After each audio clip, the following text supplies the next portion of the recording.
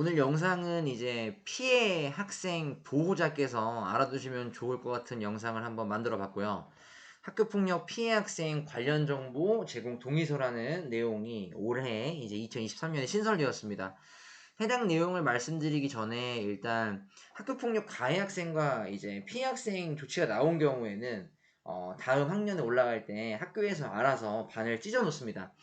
교육청에 이제 문의를 해본 결과 이제 초등학교에서 중학교 올라갈 때 혹은 중학교에서 고등학교 올라갈 때 상급 학교로 진학할 때 학교폭력 피해 학생 및 보호자가 우리 아이가 특정 학생과 같은 학교가 되지 않길 바란다 라고 교육지원청에 문의를 하시면 가급적이면은 두 학생이 찢어지는 방향으로 교육지원청에서 노력한다 라고 답변을 받은 바 있습니다. 그래서 우리 아이가 상급 학교에 이제 올라갈 때 가해 학생과 같은 학교가 되면 어쩌지? 라고 생각을 하신다면 특히 이제 학적 변동이 있는 준비 기간인 12월, 1월, 2월쯤에 교육지원청에 이제 본인 담당하는 학교의 교육지원청에 문의하셔서 학교폭력 피해 학생 누구고 가해 학생은 누구인데 두 학생을 좀 상급 학교 진학할 때 좀 이제 배정을 좀 가급적이면 달리 해달라라고 요청을 하시면 교육지원청에서 가급적이면 찢어놓는데 뭐 부득이한 경우에는 같은 학교가 될 수도 있겠죠. 그런 경우에는 또 교육지원청에서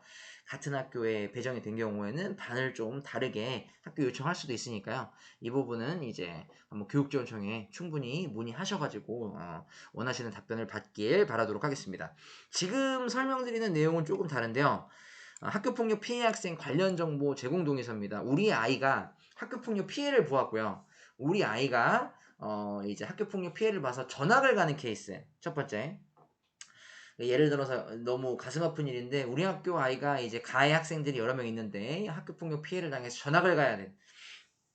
가해한 학생들이 버젓이 학교에 다니고 있고 그리고 이제 그 주변 친구들이 계속해서 알게 모르게 뭔가 좀 명확한 증거 없이 우리 아이가 학교 다니기 힘들어하는 상황이어서 어쩔 수 없이 전학을 간다 하는 경우에 혹은 우리 아이가 학교폭력 피해로 조치를 받았는데 상급 학교에 진학할 때 그 학교에서도 우리 아이의 피해 상황을 좀 알고 미리 좀 이제 대응을 좀 해줬으면 좋겠다. 이런 경우에 사용하는 동의서인데 2023년에 내려왔습니다. 이 내용은 제가 블로그 고정 댓글을 통해서 한번 이 양식을 드려볼 테니까 필요하다고 생각이 되시면 해당 내용에 동의한다고 체크하셔서 해당 학교에 제공을 해주세요. 전입하는데 다른 학교로 전학을 가는데 혹은 상급 학교 진학할 때 해당 내용에 대해서 좀 전달을 해달라라고 이제 요청을 하시면 해당 학교에서 처리해 주실 겁니다. 내용을 설명드리면 제공받는 자 전입교 및 상급 학교가 되겠죠.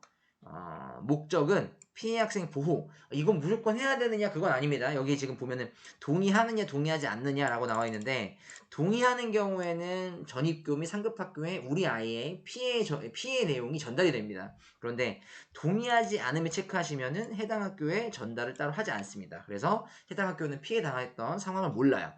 어떤 보호자께서는 우리 아이는 피해본 내용을 전달이 되었으면 좋겠고 어떤 보호자께서는 우리 아이의 피해 내용이 전달되는 게 약간 선입견을 가질 것 같다 생각하실 수도 있고 그래서 본인의 선택에 따라서 동의함 또는 동의하지 않음으로 체크하시면 됩니다. 학교에서 별도의 요청이 없으면 동의하지 않는다라고 이제 학교에서도 보는 거고요. 만약에 이제 전입하거나 상급학교 진학할 때 이 내용에 대해서 좀 이렇게 전달을 해달라 하는 경우에는 해당 양식을 다운로드 받으셔서 이제 블로그에 올려놓을게요.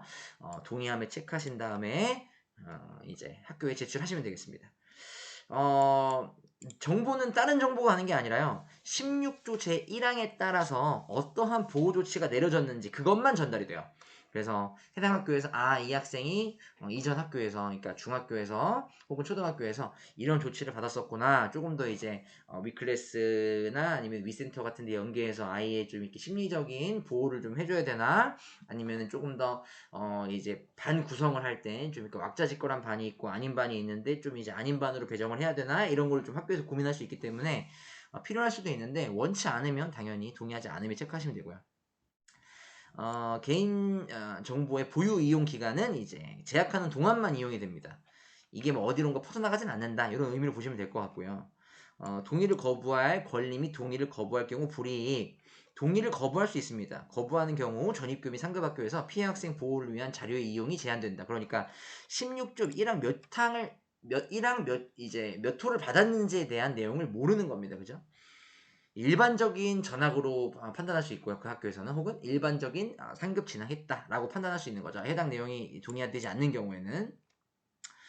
그래서 해당 양식을 다운받아서 필요한 경우에 전입교나 상급 학교에 우리 아이의 피해 내용을 좀 전달해달라 동의함 체크해서 학교 제출하시고요.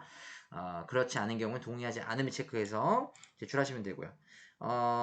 동의하지 않으면 일부러 체크하실 필요는 없고요. 동의하는 경우에만 해당 양식 다운받아서 제출하시면 되겠습니다. 그래서 학교폭력 피해 학생 관련 정보 제공 동의서 어떤 내용이 전달이 되느냐 한번 볼게요. 자, 이런 내용이 전달됩니다. 어떤 학교에서 왔다. 지금 중학교라고 써 있는 거 보니까 고등학교 올라가거나 아니면 중학교 전입한 경우 어떤 조치가 나갔는지, 조치가 언제 나갔는지 이 정도 내용밖에 안 적혀 있어요. 그러니까 이제 해당 학생을 좀 더 보호하는 차원으로 좀 잘 신경 써달라 이런 이제 내용이다. 근데 이거는 신청하셔도 되고 안 하셔도 된다. 이제 개인적인 판단에 의해서 진행하시면 되겠습니다. 자, 오늘 간단하게 해당 양식이랑 아니면 이제 우리 아이가 피해를 본 상태에서 전학 가거나 아니면은 이제 상급학교 진학했을 때 좀 알아둬야 될 사항에 대해서 한번 자세히 한번 설명해 봤습니다. 작게나마 도움이 되었으면 좋겠네요. 감사합니다.